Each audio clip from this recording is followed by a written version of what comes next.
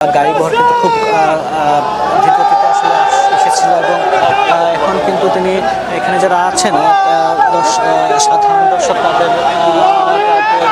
তার জন্য হাত মেরে আসলে হাত নাড়ছেন। দর্শক আমরা যেমনটি জানি এখান থেকে আসলে এখান থেকে আসলে তার শ্বশুরবাড়ি দক্ষিণ সুরমা সিলাম ইউনিয়নে যাবেন এবং সেখানে কিন্তু তিনি কিছু সময় অতিবাহিত করবেন এবং সেখান থেকে রাতেই আসলে সিলেটের এয়ারপোর্ট রোডে গ্র্যান্ড সিলেট হোটেলে তিনি আজকে রাত্রি যাপন করবেন। দর্শক আপনারা দেখতে পাচ্ছেন আগমন সে আগমনের সর্বশেষ চিত্র আমরা দেখার চেষ্টা করছিলাম।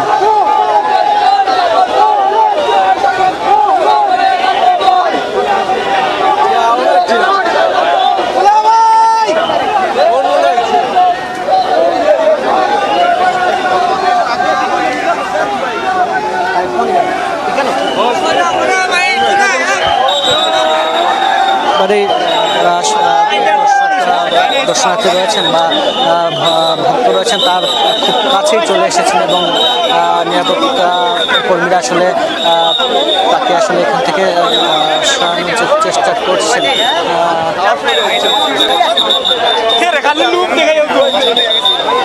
বছর থেকে আজকে যে আমি হাত হ্যান্ডশেক করছি ওনার সাথে আমার জীবনের সার্থক, নিজেকে অনেক ধন্য মনে করতেছি। আল্লাহ তাআলা মহান আল্লাহ রাব্বুল আলামিনকে আমি শুকরিয়া আদায় করি। তার কাছে আসলে কি আশা করছেন ভবিষ্যতে? দেখেন, আমাদের নেতা যখন 25 ডিসেম্বর 300 ফিট যখন বক্তব্য রাখছিলেন, 300 ফিটে বক্তব্য করছেন এই রাষ্ট্র হবে ইনসাফের রাষ্ট্র, আগামীর বাংলাদেশ হবে মহানবী সাল্লাল্লাহু আলাইহি ন্যায় পরায়ণতা এবং ইনসাফের বাংলাদেশ হবে ইনশাআল্লাহ।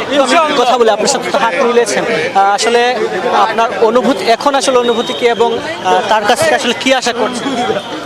আসলে একজন দলের প্রধানের সাথে তারেক রহমানের সাথে আসলে হাত মিলাইছি। আমার অনুভূতিটা আসলে কি বলবো আপনাকে, আমি ভাষায় বুঝাতে পারছি না। আমার এত ভালো লাগতেছে এবং আমি জীবনে কখনো কল্পনাও করি নাই।